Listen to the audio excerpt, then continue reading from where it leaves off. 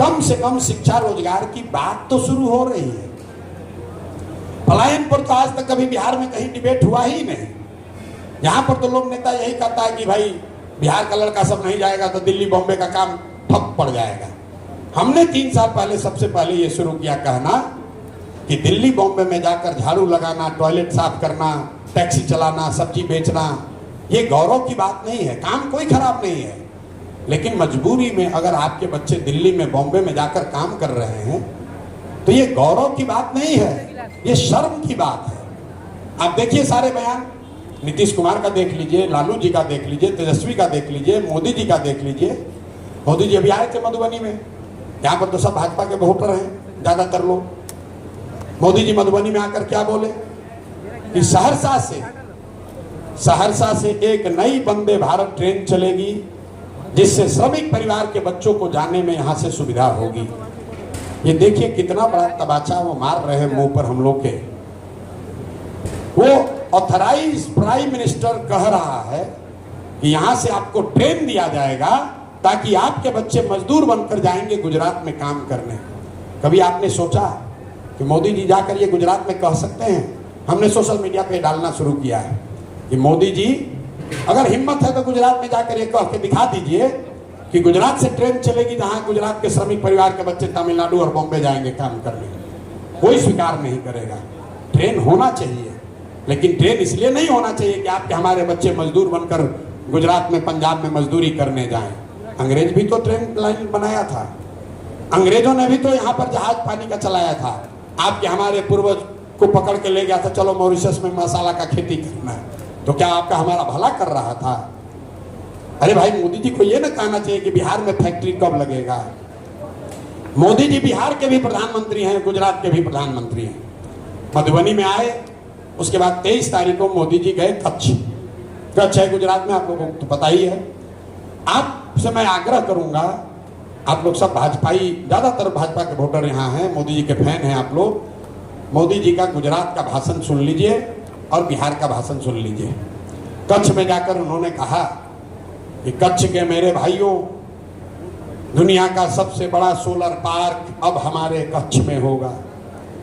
तो मोदी जी जब गुजरात में भाषण देते हैं तो कहते हैं यहाँ पर गुजरात समिट होगा, बुलेट ट्रेन बनेगा, गिफ्ट सिटी बनेगी, इंडस्ट्रियल डेवलपमेंट होगा। गुजरात जब 75 साल का हो तो अभी से उसका विजन हो जाना चाहिए कि गुजरात में शिक्षा का स्तर क्या होगा, इंडस्ट्री का स्तर क्या होगा। वही मोदी जी आए मधुबनी में तो उन्होंने कहा कि 9 करोड़ बिहारी लोग 5 किलो अनाज आपको मिल रहा है कि नहीं मिल रहा है, ये मोदी की गारंटी है। तो आपको हमारे बच्चों को 5 किलो अनाज बेच रहे हैं और गुजरात में जाकर फैक्ट्री की बात कर रहे हैं। आपको तय करना है कि आपको फैक्ट्री बिहार में चाहिए, ग्रोथ बिहार में चाहिए कि गुजरात में चाहिए। लेकिन सब सुनने समझने के बाद आप फिर जाकर भाजपा का बटन दबाइएगा तो फिर कैसे सुधार होगा? और अगर आपको वही करना है तो उसी में जिंदा रहिए। तब यहाँ का बिजनेसमैन कभी गुजरात के बिजनेसमैन से compete नहीं कर पाएगा, कभी जीवन में नहीं कर पाएगा। बिहार में कोई बिजनेसमैन एक बता दीजिए जो बिलियनर हो। जिस मतलब भारत में अभी दुनिया में तीसरे नंबर पर सबसे ज्यादा बिलियनर्स हैं।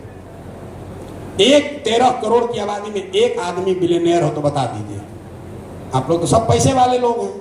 हम तो एकदम डंके की चोट पर कहते हैं बिहार में किसी को 100-200 रुपया हो जाए तो पता ही नहीं उसको चल रहा है कि हम धरती पर चलें कि आसमान में चलें, कि 100-200 को बाप रे बाप इनके पास इतना रुपया है। 200 करोड़ रुपया लेकर जाइएगा तो नरीमन पॉइंट पर देखो फ्लैट नहीं खरीद पाइएगा। हम लोग इतना पीछे हैं। सिर्फ राजनीति के तौर पर नहीं पीछे हैं, शिक्षा में नहीं पीछे हैं, रोजगार में नहीं पीछे हैं, आपके उद्योग धंधे बिजनेस व्यापार में भी पीछे हैं। कोई बिहार का बिजनेसमैन ये खड़ा होकर नहीं कह सकता है कि हम गुजराती बिजनेसमैन से बात कर सकते हैं।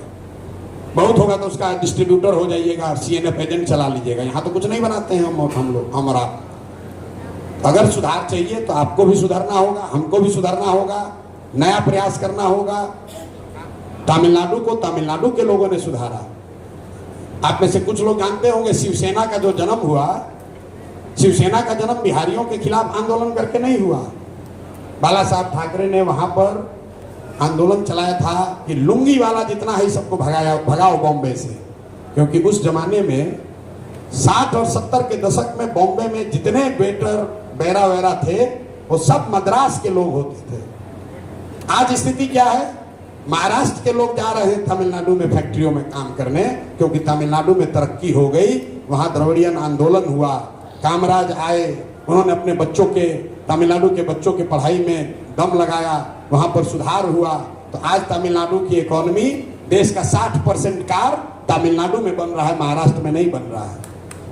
और अब हम लोग की क्या, तो वहां पर कामराज ने सुधारा है, उसको अन्ना दुरई ने सुधारा है, उसको मोदी जी या प्रशांत किशोर नहीं सुधारे हैं।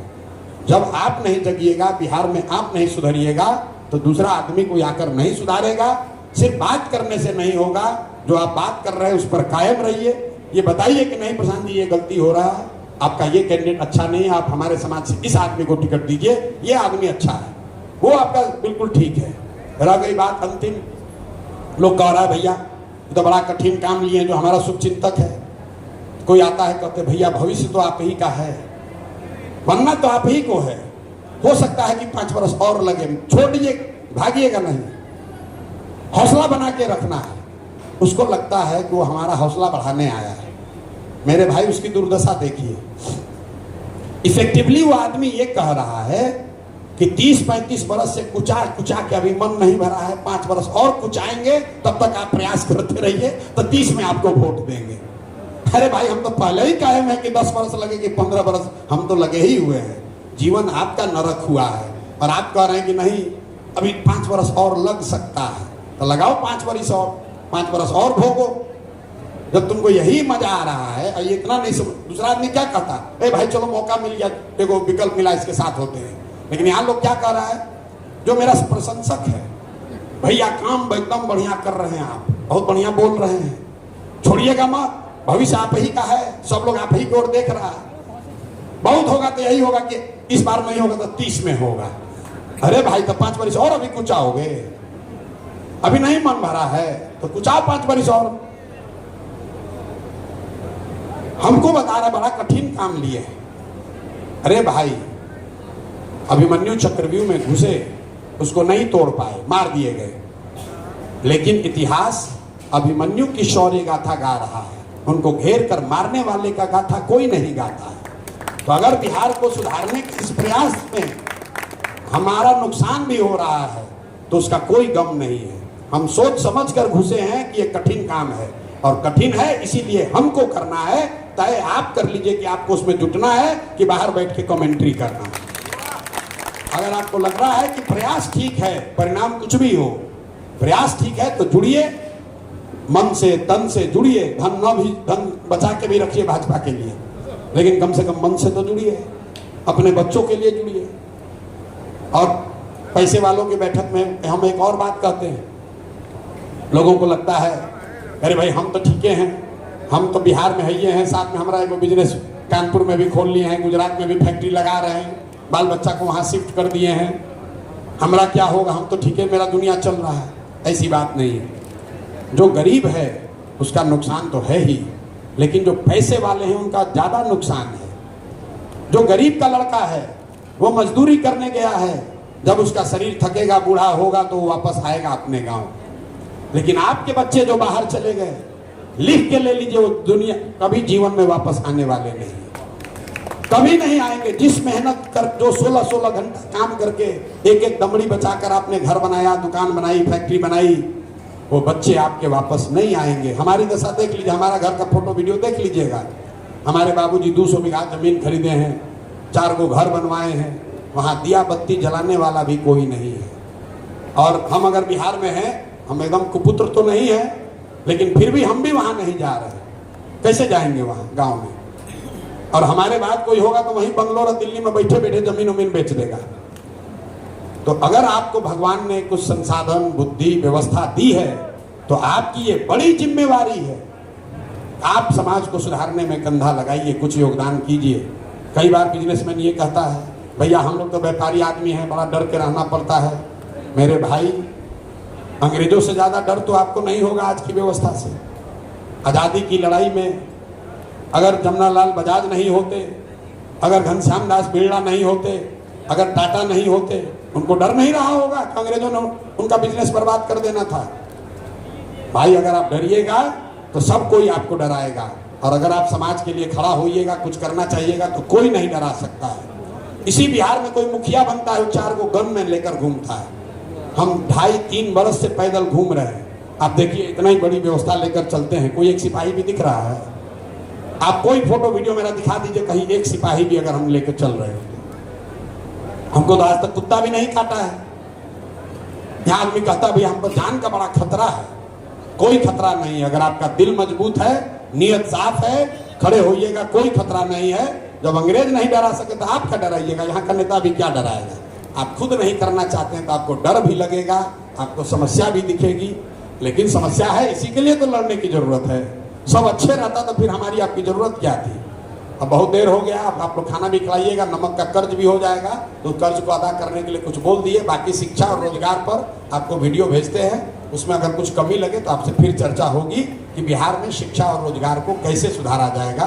इस बात पर रोज टीका टिप्पणी करते हैं। सही बात है, आपने सवाल किया है, उसका जवाब हमको देना है, लेकिन अभी समय बहुत हो गया है, लोगों को घर भी जाना है, नहीं तो अभी कानून व्यवस्था बिहार में बिगड़ना शुरू हो गया है, तो घर वाले भी चिंतित होंगे। आपका तो घर यही मोहल्ले में है, जिसका दूर होगा उसका पत्नी उतनी पूछना शुरू करेगी, अरे भाई पहुंचे कि नहीं पहुंचे।